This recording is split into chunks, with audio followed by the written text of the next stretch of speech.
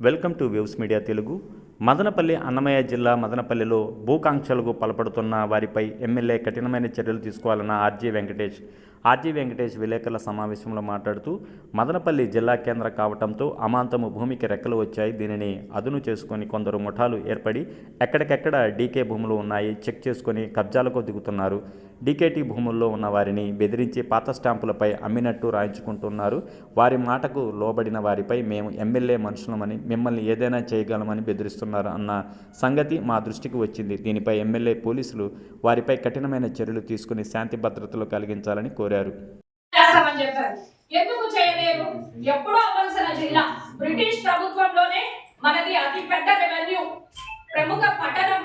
ఒకవైపు చూసుకున్నట్లయితే silk industry, ఒకవైపు చూసుకున్నట్లయితే హాస్టల్స్ ఊటీగా పేరు గాంచింది, ఒకవైపు చూసుకున్నట్లయితే ఆసియా ఖండంలోనే అతిపెద్ద మార్కెట్ యార్డ్, ఇంకొక వైపు చూసుకున్నట్లయితే బీటీ కాలేజ్ 100 ఏళ్ల చరిత్ర కలిగింది, మెడ్స్ కాలేజ్ డీమ్డ్ యూనివర్సిటీ అయింది, సిల్క్ ఇండస్ట్రీగా ఫేమస్ అయిన నీరుగొట్టుపల్లి సిల్క్ ఇండస్ట్రీ ఒకటి ఉంది. ఇంటి కోణాల్లో చూసిన జిట్టు కృష్ణమూర్తి పత్రవేత్త, అదే మాదిరిగా ఆయన స్థాపించిన పాఠశాల రిష్వేలి, టీవీ స్టేషన్ గా ఫేమస్ గా పొందిన ఆరోగ్యవరం, ఇన్ని హంగులతో ఇన్ని ఆర్మాటాలతో ఉన్న మదనపల్లి ఎందుకు జిల్లా కాలేదు అని ఆలోచిస్తే పలుమార్లు అసెంబ్లీ సెక్షన్ సాక్షిగా మదనపల్లి ఎమ్మెల్యే అయినటువంటి షాజహాన్ బాషా గారు తన గళాన్ని వినిపించారు.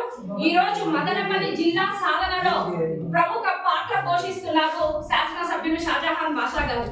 ఇవన్నీ చూసుకున్నట్లయితే మదనపల్లికి అతి చేరువలో 3 నుంచి 4 కిలోమీటర్ల దూరంలో ఉండే మన గ్రామం వెంపల్లి గ్రామ పంచాయతీ. మన గ్రామంలో విద్య అయితేనేమి ప్రతి ఒక్కటి అందుబాటులో ఉంది. బెంగళూరు రోడ్డుకి చాలా సమీపంలో ఉంది. ఇన్ఫ్రాస్ట్రక్చర్ పెరగంగా 6 నెలలు సంవత్సరం తర్వాత ఇన్ఫ్రాస్ట్రక్చర్ తప్పకుండా పెరుగుతుంది. ఎందుకంటే జిల్లా అనౌన్స్మెంట్ అయిపోయింది, గెస్ట్ స్టేషన్ కూడా వచ్చేసింది. కలెక్టర్ గారు కూడా జనవరి 1 ఇక్కడికి రావడం జరిగింది. అడిషనల్ కలెక్టర్ గారు, ప్రతి ఒక్కరు ఎస్పీ గారు అందరూ రావడం జరిగింది. ఒక సంవత్సరం కాలంలోనే మనం అనుకున్నట్లు అన్ని డెవలప్మెంట్. ఎవరైనా ఏది కోరుకుంటారు? మనం జీవితంలో పైకి రావాలి. మనం పైకి రావాలంటే మనకు అన్ని సౌకర్యాలు ఉండాలి. అలాంటి జిల్లా ఏర్పడింది. అలాంటి సౌకర్యాలు ఇన్ఫ్రాస్ట్రక్చర్ పెరగడంతో పాటు అది పెరిగితే తప్పకుండా నాణ్యమైన విద్యతో పాటు తప్పకుండా ఏమొస్తుందంటే ఉద్యోగ అవకాశాలు లభిస్తాయి మన పిల్లలకి. అదొక్కటే కావాలి. మనం కష్టపడేది మన పిల్లల ఉజ్వల భవిష్యత్తు కోసం. ఆ భవిష్యత్ అనేది ఎలా ఏర్పడుతుందంటే ఈ రోజు మన జిల్లా సాధనలో ఎంతో మంది సహకరించారు. కుల మతాలకు అతీతంగా, పార్టీలకు అతీతంగా, కుల పెద్దలైతేనేమి, ప్రతి ఒక్కరు ప్రజా ప్రతినిధులైతేమి ప్రతి ఒక్కరు పాటుపడ సాధన సాధించుకున్నాము. గత ఎమ్మెల్యేగా పనిచేసిన టీడీపీ ఎమ్మెల్యే అయినటువంటి దొమ్మలపాటి రమేష్ అన్న గారి పాత్ర కూడా చాలా క్రియాశీలకులుగా పనిచేశారు అన్నగారు. అదే మాదిరిగా షాజహాన్ బాషా గారు ఎన్నోసార్లు తన గళాన్ని వినిపించారు. రామదాస్ అన్న గారు పనిచేశారు. ప్రతి ఒక్కరు పార్టీలకు అతీతంగా ఎంతో మంది ముందు తీసుకొచ్చారు. ఈ రోజు మనం జిల్లా సాధించుకున్నాం. నేను ఎందుకు పదే చెప్తున్నానంటే మన వేంపల్లి గ్రామ పంచాయతీ కూడా మదనపల్లికి చాలా చేరువలో ఉంది. Very near to the town అనమాట. టౌన్ కి చాలా దగ్గరగా ఉంది కాబట్టి తప్పకుండా ఇన్ఫ్రాస్ట్రక్చర్ పెరుగుతుంది. మన పిల్లల్ని బాగా చదివించాలి. చదువుతో పాటు క్రమశిక్షణ అలవర్చుకోవడమే కాకుండా ఉద్యోగ అవకాశాలు ఎన్నో ఉంటాయి. దయచేసి మన పరిసరాలు మనం శుభ్రంగా పెట్టుకోవాలి. ముఖ్యమైనది పల్లె కదా, మనకు పనులు ఉంటాయి, అవి ఉంటాయి అనుకోవడం. GVG programs GV Ram G అనే పథకం కింద ఇంకా చేయబోయే ఉపాధి హామీ అనేది ఉంటుంది.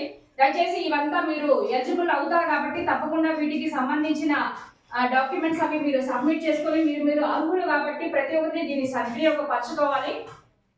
హౌసింగ్ డిపార్ట్మెంట్ రీసెంట్ గా మేడం గారు ప్రతి ఒక్క గ్రామానికి వెళ్ళి ఎవరెవరైతే అర్హులు ఉన్నారో వాళ్ళందరికీ కూడా అప్లోడ్ చేసుకున్నారు. ప్రతి ఒక్కటి చేశారు. టైం అయితే అయిపోయింది. Next again after 2 months or 3 months మళ్ళీ గవర్నమెంట్ అనేది మళ్ళీ స్కీమ్ తీసుకొస్తుంది. తప్పకుండా అది మీరు ఫాలో చేసుకోవాలి ప్రతి ఒక్కరి. ఎందుకంటే మన నారా చంద్రబాబు నాయుడు గారి ఏకైక కళ ఏమంటే ప్రతి ఒక్కరు సొంతింటి కళ నెరవేర్చుకోవాలి అనేది. దీనికి అర్హులు ఉన్న ప్రతి ఒక్కరు, బిలో పావర్టీ లైన్ ఉండే వాళ్ళు, రేషన్ కార్డ్ అర్హతలు ఉండే ప్రతి ఒక్కరికి ఇది వర్తిస్తుంది. దయచేసి ఇవన్నీ మీరు అందరూ తీసుకోవాలని చెప్పేసి మనస్ఫూర్తిగా కోరుకుంటూ నాకు ఈ అవకాశం